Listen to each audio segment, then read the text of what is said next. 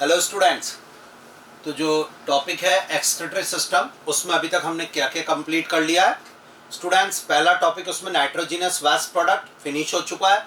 दूसरा topic excretory structure, वो भी फिनिश हो चुका है। तीसरा topic human excretory system complete हो गया है। और फोर्थ टॉपिक स्टूडेंट किडनी की स्ट्रक्चर कंप्लीट हो गया है। चार टॉपिक हमने कंप्लीट कर लिए हैं। किडनी की स्ट्रक्चर जब हमने पढ़ी तो उसमें हमने देख लिया किडनी के दो पार्ट होते हैं, कनेक्टिव टिश्यू के cortex and medulla. But human में student medulla is divided into conical shape projection called medullary pyramids, और उनके नंबर 8 to 12 होते हैं students. The apex of pyramid renal papilla होता है। दो पिरामिड के बीच की जगह में कॉलमेंस ऑफ बर्टनी होता है, कॉर्टेक्स का प्रोजेक्शन। ये हमने पढ़ लिया था।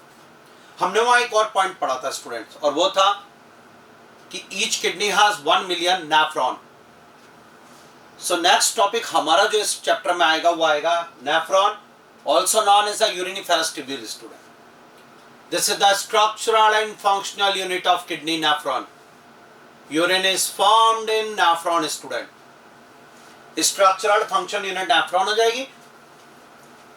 एक किडनी में 1 million नेफ्रॉन, 10 लाख यानी 20 लाख नेफ्रॉन हमारे पास दो किडनी के अंदर मिलाकर टोटल है। अब नेफ्रॉन की स्ट्रक्चर और उससे रिलेटेड पॉइंट हमारा आज का लेक्चर, और ये मोस्ट इंपॉर्टेंट है। इसको मैं स्टूडेंट नेफ्रॉन के स्ट्रक्चर के साथ इसमें जो भी इंपॉर्टेंट नीट के और सारे एनसीईआरटी के पॉइंट्स है वो सब लूंगा। कॉपी पेन लेकर बैठे हैं, स्पेशल पॉइंट्स को हम साथ में लेंगे, तैयार करना। So start structure of nephron student. Done. This one nephron highly coiled tube nephron 1 million number में, और नेफ्रॉन में स्टूडेंट स्टार्ट करता हूं। The anterior part of nephron is cup-shaped, and this cup-shaped part of nephron is called the student Bowman's capsule. First point Bowman's capsule. Done. Anterior cup-shaped part of nephron is called Bowman's capsule, student. And this Bowman's capsule is double-layered structure. Outer is called the simple squamous epithelium. So Bowman's capsule is lined by, question number 1, answer simple squamous epithelium, squamous cells, flat cells. और Bowman's capsule में student inner layer की बात की जाए तो inner layer में भी कुछ पोर्शन में सिंपल स्क्वामस एपिथेलियम, लेकिन उसके बाद मिडिल पोर्शन में स्पेशल टाइप की सेल्स स्टूडेंट। और ये जो सेल्स आपको दिखाई दे रही है, these are called podocyte cells. This one podocyte cell student, podocyte cell. अब पोडोसाइट सेल्स का क्या सिग्निफिकेंट रोल है, जरा इधर से देखिएगा। मैं जो बोलने जा रहा हूं स्टार्ट ध्यान से, यह स्टार्ट स्टूडेंट। पोडोसाइट सेल कुछ इस तरीके से होती है स्टूडेंट, ये रही, और इन पोडोसाइट सेल से लंबे लंबे प्रोजेक्शन निकलते हैं, ये site, and these projections are called the pedicels student. इनका नाम पेडी सेल्स रखा जाएगा। ये लीजिए, पोडोसाइट सेल कुछ इस तरीके से, इनसे लंबे लंबे प्रोजेक्शन निकलते हैं, और ये प्रोजेक्शन पेडी सेल कहलाएंगे स्टूडेंट। ये लीजिए, इनका सिग्निफिकेंट रोल मैं अभी बता रहा हूं आपको, पर पहले Bowman capsule, anterior cup shaped part, and this Bowman capsule is double layered structure. Outer layer is simple squamous epithelium, inner layer is student podocyte cells. So बढ़िया question. Bowman capsule is lined by, answer simple squamous epithelium. Next question podocyte cells are found in, answer inner layer of Bowman's capsule। दोनों layer के बीच में जो space आपको दिखाई दे रहा है student, this space, this is called capsular space student. इसका नाम कैप्सुलर स्पेस। ये लीजिए। नेक्स्ट, Bowman कैप्सूल में जो ब्लड लेकर वेसल्स आ रही है स्टूडेंट, आपको दिख रही होगी, दिस वन, ये वेसल्स जो आपको ब्लड लेकर अंदर गई है, this vessel is known as the afferent arteriole. Most important, This vessel is called afferent arteriole। एक बार और ध्यान से बोलूंगा स्टूडेंट, बिल्कुल अच्छी तरीके से। Afferent arteriole carry blood in the Bowman's capsule। अंदर एंटर करने के बाद स्टूडेंट Bowman capsule में afferent arteriole divide and form a tuft of capillary, a bunch of capillary।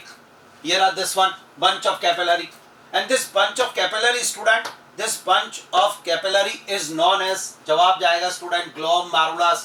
Most important point, bunch of capillary is known as glomerulus। ये लीजिए, Glomerulus is a bunch of capillary. It is formed by afferent arteriole. It is present in the lumen of Bowman's capsule.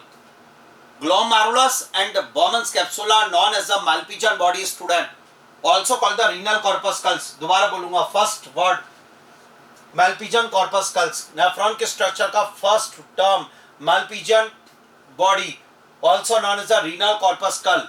What is the meaning of Malpighian body? Bowman's capsule and glomerulus are collectively known as the Malpighian body. Bowman capsule is a cup-shaped structure. It is double-layered structure. Outer is the simple squamous epithelium.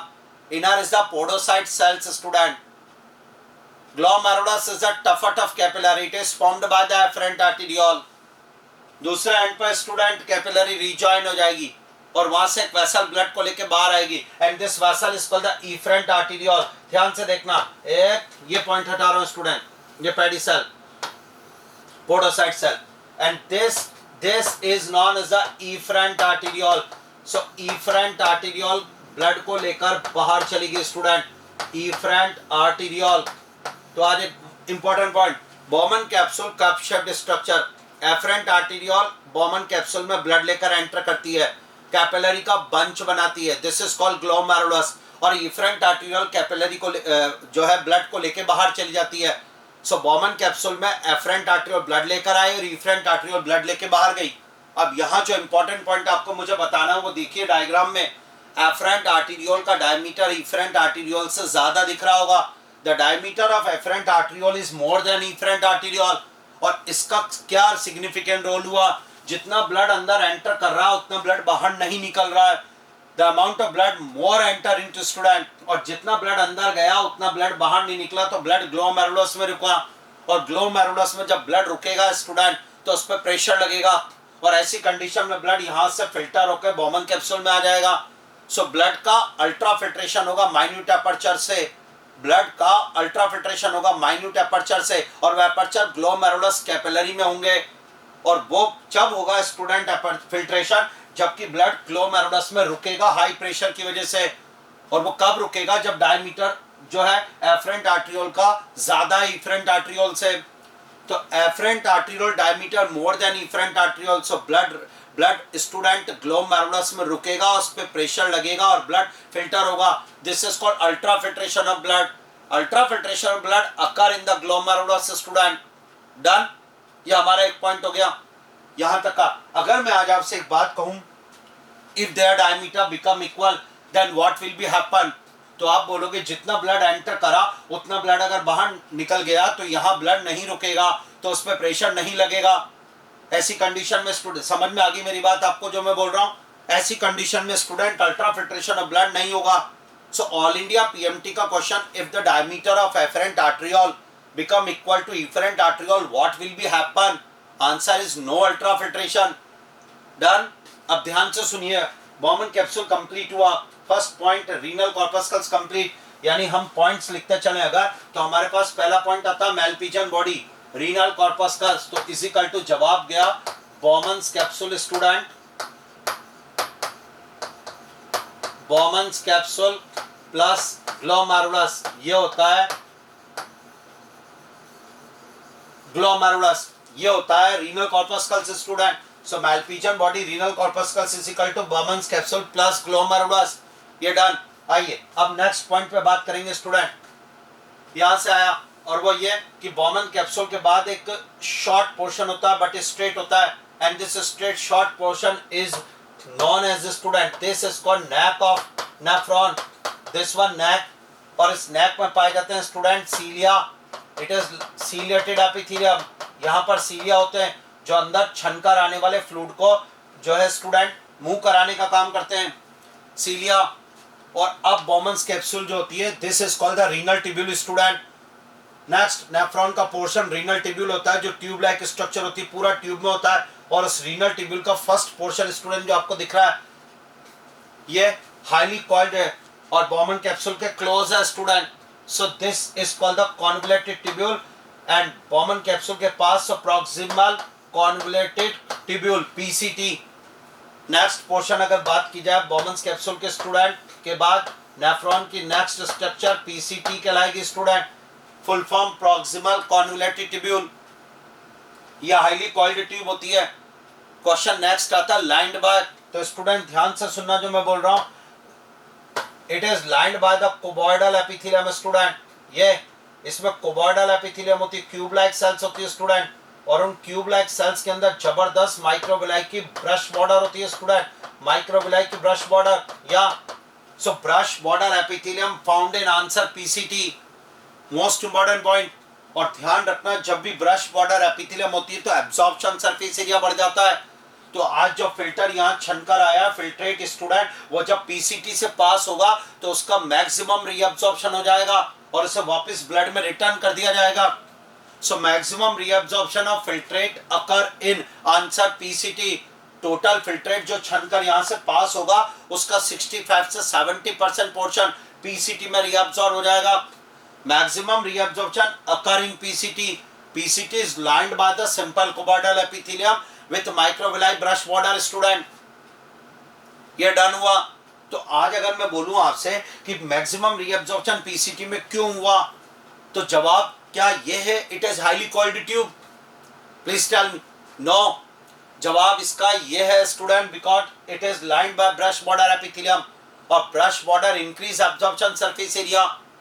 उसके बाद अगर हम बात करें तो now PCT open into U shape tube student, PCT open into U-shaped tube student, this one, and this U-shaped tube is known as the loop of Henle. Loop of Henle. Next part nephron का, nephron का first part हमने पढ़ा Bowman's capsule, second part हमने PCT और highly coiled tube open into U-shaped tube, this is called loop of Henle student. ये portion loop of Henle student, ध्यान से देखना आप लोग, दिस वन, और लूप ऑफ हेनले आपके सामने। And this loop of Henle is for concentration of urine student. ये यूरिन के कंसंट्रेशन से रिलेटेड होता है। लूप ऑफ हेनले वाटर और इलेक्ट्रोलाइट का एब्जॉर्प्शन करता है, जो फिल्ट्रेट जो यूरिन यहाँ से पास होगा उसमें से। Loop of Henle student diagram देख के आपको लग गया है दो लिम्स का बना हुआ है। This is called descending limb and this is called ascending limb. Descending limb, ascending limb, ध्यान से देखना स्टूडेंट जो मैं बोल रहा हूँ। Descending limb permeable for water and almost impermeable for electrolyte. Descending limb permeable for water and almost impermeable for electrolyte. And here is ascending limb permeable for electrolyte and impermeable for water. Opposite इसका मामला इससे ठीक। Repeat कर रहा हूँ students. Descending limb permeable for water and impermeable for electrolyte. Ascending limb permeable for electrolyte and impermeable for water. तो ये water के लिए परमिएबल है और ये इलेक्ट्रोलाइट के लिए परमिएबल है, इसलिए यहाँ वाटर का रीअब्जॉर्प्शन होगा, यहाँ इलेक्ट्रोलाइट का रीअब्जॉर्प्शन होगा। So loop of Henle absorb water and electrolyte and it is for concentration of urine student. Most important point, loop of Henle it is for concentration of urine, it absorb water and electrolyte. It contain two limbs, descending limb and ascending limb. Descending limb permeable for water and impermeable for electrolyte. Ascending limb permeable for electrolyte and impermeable for water. Done. एक और चीज आप note करना, देखना इधर। अच्छा, मैं अब आपको वापस ऑल इंडिया पीएमटी का एक क्वेश्चन दूं, नीट का क्वेश्चन दूं, तो जरा देखना। If loop of Henle removed from mammalian nephron, then what will be happen? No urine formation. Is it true? No. Urine का फॉर्मेशन तो हो गया स्टूडेंट, यूरिन तो यहाँ फिल्टर होकर यहाँ से बन के आगे आ रहा है। आगे लूप ऑफ हेनले है या नहीं है ये क्या पता यूरिन को, यूरिन तो नीचे आ रहा है student. So no urine formation, no sir, urine तो बन गया। फिर लूप ऑफ हेनले का सिग्निफिकेंट रोल क्या था? यूरिन को कंसंट्रेट करना। So dilute urine is formed student, urine concentrate नहीं हो पाएगा। So answer is the dilute urine is formed student. एक और बात नोट करना, ये लिम्स है and each limbs has two part student, thick segment and thin segment. thick segment का diameter convoluted tubule के equivalent होता है और thin segment का diameter इससे कम होता है बहुत। तो each limb has two parts, thick segment and thin segment. अब इसमें थोड़ा ध्यान से देखना, descending limb का thick segment short है और thin segment long है। ascending limb में opposite है, thin segment short है और thick segment long है। अगेन डिसेंडिंग लिम्ब का thick segment short and thin segment long. Ascending limb, thin segment short and thick segment long. Got it? Sure, done. एक और बात student, epithelium की बात करूंगा तो ध्यान से, थिक सेगमेंट में कुबोइडल एपिथेलियम होगी। यानी अगर मैं यहां बताऊं आपको तो आप कहोगे सर ये कौन सी एपिथेलियम बता रहे हो आप, तो मैं बताना चाहूंगा स्टूडेंट्स, दिस वन कुबोइडल एपिथेलियम, ये कुबोइडल एपिथेलियम। और थिन सेगमेंट में अगर मैं बात करना चाहूंगा स्टूडेंट तो squamous epithelium, squamous. So here is the simple cuboidal epithelium जो convoluted tubule में, and here is the simple squamous epithelium. Nephron का next part, Bowman's capsule finish, PCT finish, loop of Henle finish. Now U-shaped tube, loop of Henle continue in again convoluted tubule student, and this convoluted tubule student is called student, convoluted tubule is called DCT, distal convoluted tubule, DCT student. Next part, convoluted tubule, DCT. This is also lined by the simple cuboidal epithelium student. Simple cuboidal epithelium, but microvilli brush border negligible. Few microvilli present. और DCT is also absorb water and electrolyte. But DCT की एक शर्त, एक condition है student. आपने कहा क्या condition है, तो वही है स्टूडेंट, DCT में वाटर और इलेक्ट्रोलाइट का एब्जॉर्प्शन जब होगा जब हार्मोन्स आएंगे। हार्मोन्स की प्रेजेंस में वाटर और इलेक्ट्रोलाइट का एब्जॉर्प्शन होगा। अगर हार्मोन्स नहीं आएंगे तो एब्जॉर्प्शन नहीं होगा। जी हाँ, हार्मोन्स आएंगे तभी वाटर और इलेक्ट्रोलाइट का एब्जॉर्प्शन डीसीटी करेगी, ये इसकी कंडीशन है। आपने कहा कौन से हार्मोन्स, तो मैं जवाब दूंगा एडीएच, हार्मोन नंबर 1 स्टूडेंट। अगर बात की जाए तो हार्मोन एडीएच एक, और जब ये आएगा स्टूडेंट एंटी डायूरेटिक हार्मोन, इसकी फुल फॉर्म है, तब डीसीटी वाटर का एब्जॉर्प्शन करेगी। हार्मोन नंबर 2 आएगा एल्डोस्टेरोन स्टूडेंट, ये लीजिए। और जब एल्डोस्टेरोन हार्मोन आएगा तब डीसीटी इलेक्ट्रोलाइट का एब्जॉर्प्शन करेगी। यानी डीसीटी ने रखी कंडीशन, जब आएंगे हार्मोन उनकी प्रेजेंस में वाटर इलेक्ट्रोलाइट का एब्जॉर्प्शन होगा, नहीं तो नहीं होगा। So double star, conditional reabsorption of water and electrolyte occurring, answer DCT. NEET में 3 बार आ चुका है स्टूडेंट ये क्वेश्चन, इंपॉर्टेंट लाइन आज आपके लिए, conditional reabsorption of water and electrolyte occurring, answer DCT. अब कंडीशनल का मीनिंग आपको समझ में आ गया। Conditional reabsorption means student in the presence of hormones absorption, ADH hormone के प्रेजेंस में वाटर का रीअब्जॉर्प्शन और एल्डोस्टेरोन हार्मोन के प्रेजेंस में इलेक्ट्रोलाइट का रीअब्जॉर्प्शन।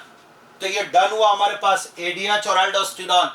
मुझे लग रहा है समझ में आ रहा, बढ़िया। एक बार और स्टूडेंट ध्यान से देखना, डीसीटी नेक्स्ट पार्ट, यानी हाईली कॉइल्ड ट्यूब दो हो गए student, convoluted tubule, one is called the PCT, one is called the DCT. Again convoluted tubule lined by the simple cuboidal epithelium, lined by the simple cuboidal epithelium. But student have brush border epithelium, no brush border epithelium. Maximum reabsorption occur, conditional reabsorption occur. ये हमारे पास points important line के साथ। Sure, जरा मैं अगर आपसे कहूँ student तो आप मुझे पॉइंट्स बताते चलें जो कि इंपॉर्टेंट है।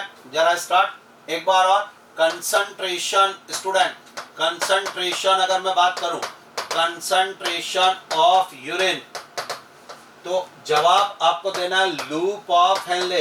ये मैं वो पॉइंट्स लिखा रहा हूं आपको जो ऑल इंडिया पीएमटी में मोस्ट इंपॉर्टेंट है और जो नीट में भी मोस्ट इंपॉर्टेंट क्वेश्चन है जो मैं आपसे कह रहा हूं। इसके अलावा आप स्टूडेंट एमसीक्यू में है 11th के लेवल पे भी बहुत इंपॉर्टेंट पॉइंट दोबारा, concentration of urine is equal to loop of Henle. Next point, maximum reabsorption of filtrate is equal to by PCT। दोबारा student, maximum reabsorption of filtrate is equal to PCT। Next, conditional reabsorption, conditional reabsorption of water and electrolytes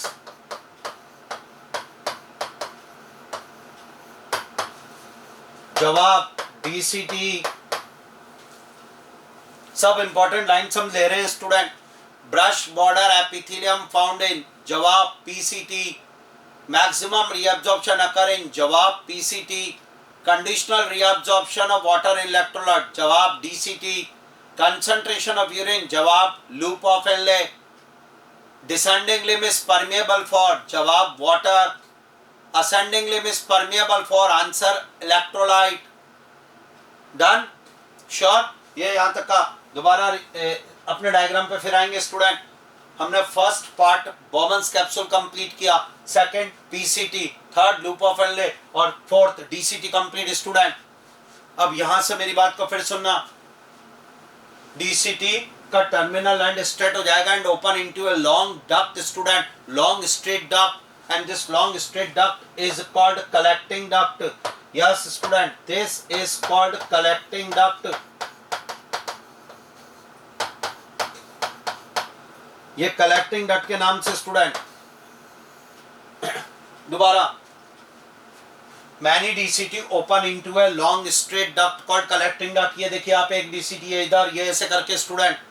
हमारे में single collecting duct में 4000 nephron open होते हैं, 4000 DCT open into a single collecting duct human में student. ये points मैंने आपको बताया। Collecting duct permeable for water, electrolyte and double star urea student. Collecting duct का लोअर जॉन यूरिया के लिए परमिएबल होता है और यहां से स्टूडेंट यूरिया एब्जॉर्ब होकर इस जगह पे आ जाता है। क्योंकि मैंने आपको ये बात बता दी है कि यूरिया का एब्जॉर्प्शन की रिक्वायरमेंट क्यों है, क्योंकि यूरिया ऑस्मोलिटी इंक्रीज करता है और मेडुला की हाई ऑस्मोलिटी के लिए रेस्पॉन्सिबल यूरिया है और NaCl है। तो यूरिया कलेक्टिंग डक्ट के लोअर जॉन से एब्जॉर्ब होकर आएगा, DCT अपना यूरिन कलेक्टिंग डक्ट में डालेंगे स्टूडेंट। ये नेफ्रॉन की स्ट्रक्चर आपके सामने आई। डन मानो। अब जरा मेरी बात को सुनना, हमने किडनी, यस याद हुआ मुझे लग रहा है, यहां तक का डन है स्टूडेंट्स। अगर आपको स्पेशल पॉइंट्स और लेने हैं तो हम उसको भी ले सकते हैं। जैसे मैं आपसे बोलूं, podocyte cells found in, cells present in, तो जवाब गया स्टूडेंट बॉमन्स कैप्सूल। बॉमन्स कैप्सूल। मैं आपसे और स्पेशल पॉइंट बोलना चाहूं तो ब्रश बॉर्डर एपिथेलियम,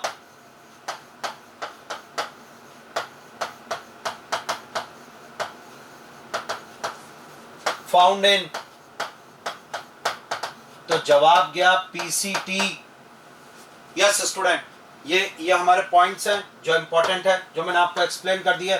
ये देखिए, हम क्वेश्चंस और आंसर दोनों को कवर कर रहे हैं। ये सब क्वेश्चंस हैं और उनके साथ उनके सामने आंसर्स, ताकि याद हो जाए आपको पूरी अच्छी तरीके। अब मैं आपको एक बात बताऊं, हमने किडनी की स्ट्रक्चर पढ़ी थी, जरा मुझे सपोर्ट करना आप। किडनी की स्ट्रक्चर में मैंने आपको किडनी की स्ट्रक्चर पढ़ाई थी स्टूडेंट, और उस किडनी के स्ट्रक्चर में ऐसा कुछ था, ये ऐसे करके पिरामिड था स्टूडेंट, ये पोर्शन, ये पिरामिड था। Yes sure. और पिरामिड के बाद स्टूडेंट ये रीनल कॉर्टेक्स था। डन। अब इसी चीज को हम ले रहे हैं और ये ऐसे मैं एक्सप्लेन करता हूं आपको। इधर देखिएगा, ये पिरामिड हो गया, ये पिरामिड का अपेक्स रीनल पेपिला हो गया स्टूडेंट, ये रीनल कॉर्टेक्स हो गया। अगर कॉर्टेक्स की कोई ऑस्मोलिटी हमसे पूछ ले तो आज हमें पता है 300 ऑस्मोलिटी हो गई। ये पिरामिड है, ये रीनल कैप्सूल है student, this is renal capsule. ये ऐसे कैसे, ये लीजिए श्योर। अब स्टूडेंट इधर देखिएगा, अगर मुझे 1 मिलियन नेफ्रॉन है उनको अरेंज करना है तो कैसे अरेंज होगा नेफ्रॉन, नेफ्रॉन कैसे लोकेटेड होगा। इधर देखिएगा, नेफ्रॉन पिरामिड में कैसे रखा हुआ है उसको एक्सप्लेन। तो सबसे पहले नेफ्रॉन का ये पोर्शन, ये आ गया बॉमन्स कैप्सूल जो हमने बनाया, and next is called the PCT student, and this is the loop of Henle student, and this is the DCT student, and this is called student collecting duct. ये collecting duct और उसमें जाके ये complete DCT open हो गई। यानी अब आप इसको डायग्राम को देखने के बाद आपने क्या रिजल्ट निकाला, रिजल्ट ये आया, बॉमन्स capsule PCT DCT found in the cortex region, found in the cortical region of kidney, and loop of Henle and collecting duct found in the medullary region of kidney. Done. एक बार और student ध्यान से सुनना जो मैं बोल रहा हूँ। बॉमन्स capsule PCT DCT located in the cortical region of kidney, and loop of Henle collecting duct found in the medulla, found in the pyramid region of kidney.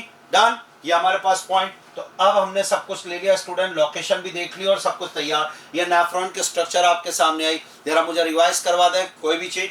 1 2 3 start. जैसे नाम Bowman's capsule, lined by simple squamous epithelium, present in cortical region of kidney, function ultrafiltration of blood, done. Second student, नाम PCT, lined by simple cuboidal epithelium with microvilli brush border, present in cortical region of kidney, done. Function maximum reabsorption of filtrate. Next, नाम loop of Henle, found in medulla region. Function concentration of urine. It contains two limbs, descending limb, ascending limb, permeable for water, impermeable electrolyte, permeable electrolyte, impermeable water. Yes, lined by simple cuboidal epithelium, simple squamous epithelium, simple squamous epithelium, simple cuboidal epithelium. Done. Next, नाम DCT, found in cortical region of kidney, lined by simple cuboidal epithelium. Function conditional reabsorption of water and electrolyte, student. And now collecting duct, found in medulla region, student, and absorb water, electrolyte and urea, student. ये complete हुआ nephron के structure, और nephron से related जितने भी points है वो हम सारे एक बार रिवाइज भी कर सकते हैं, पूरे याद हो गए। So start. अगर हम नीट के पॉइंट ऑफ व्यू से बात करें तो क्वेश्चंस ये रहे, conditional reabsorption occur in DCT, concentration of urine, loop of Henley, diameter of afferent arteriole is more than efferent arteriole. If we remove loop of Henle, dilute urine is formed. Ascending limb is permeable for electrolyte. Yes student, urea absorbed in lower part of collecting duct, brush border epithelium, PCT, maximum reabsorption, PCT, podocyte cell, inner layer of Bowman's capsule. Done. यहाँ तक का पूरी तैयारी के साथ बिल्कुल बढ़िया तैयार। कौन सा पोर्शन कहाँ पर। अब स्टूडेंट जरा इधर देखना, मैंने आपको ये डायग्राम बना के दिया और ये आपको समझाया। इधर देखना, मैं इसमें आपको और भी एक जोरदार चीज बताता हूँ। दिस वन स्टूडेंट्स, ये एक पिरामिड के अंदर हमने कल भी बात की थी, जैसे मैं आपको बताऊं कि एक पिरामिड के अंदर करीब 20 to 22 कलेक्टिंग डक्ट्स होती है। ये देखिए आप, ये ऐसे एक और कलेक्टिंग डक्ट, ये एक और कलेक्टिंग डक्ट, ऐसे करके कलेक्टिंग डक्ट्स होती है। यानी अगर आपसे बात की जाए तो एक पिरामिड की बात की जाए स्टूडेंट, तो एक पिरामिड में करीब 22 से लेकर 23 कलेक्टिंग डक्ट्स होती है। 22 to 23 कलेक्टिंग डक्ट्स प्रेजेंट होती है, ये लीजिए। और अगर हम एक किडनी की बात करें स्टूडेंट्स, यस एक किडनी की, तो आप जानते हैं कि एक किडनी में करीब 8 to 12 पिरामिड्स प्रेजेंट होते हैं स्टूडेंट्स। ये तो और हर पिरामिड में करीब 22 कलेक्टिंग डक्ट होती है। तो एक किडनी में स्टूडेंट अगर मैं बात करूं तो 250 कलेक्टिंग डक्ट्स आ गई हमारे पास, इसके हिसाब से आ गई स्टूडेंट। और अगर मैं आपको कहूं कि अभी मैंने आपसे बोला था कि ह्यूमन में 4000 nephron open into a single collecting duct, तो स्टूडेंट्स हमारे में 4000 नेफ्रॉन अगर हैं जो एक कलेक्टिंग डक्ट में, तो 250 कलेक्टिंग डक्ट्स में लगभग 10 लाख नेफ्रॉन हो गए। तो एक किडनी में स्टूडेंट 10 लाख नेफ्रॉन, और यही हमने स्टार्टिंग बोली। तो ध्यान से, each kidney has 1 million nephron, और उसका कैलकुलेशन ये आपके सामने आ गया। श्योर। अब इधर एक और बात आपको बताऊंगा, कलेक्टिंग डक्ट का ये लास्ट एंड होता है student, and the last end of many collecting ducts open, student ध्यान से देखना, open into a short dilated tube. ये आपके सामने आ गई short dilated tube, this one. और this short dilated tube open at renal papilla student, ये रहा। तो कलेक्टिंग डक्ट का लास्ट एंड कुछ इस तरीके से शॉर्ट डायलेटेड ट्यूब में खुलेगा, and this short dilated tube is called papillary duct student, papillary duct student ये, and also called the duct of Bellini student, duct of Bellini. जो मैं बोलना चाहता हूं एक बार और कहने दो मुझे, जो मैं कह रहा हूं start. Students, collecting duct present in the pyramid region, and the terminal end of collecting duct open into a short dilated tube. Many collecting duct open into a short dilated tube and this is called the papillary duct, duct of Belini. Belini scientist का नाम है. And this duct of Belini open at renal papilla. मैंने आपको कहा था apex of pyramid is called renal papilla. ये हमने पढ़ चुके हैं स्टूडेंट. और renal papilla आपको पता है open into minor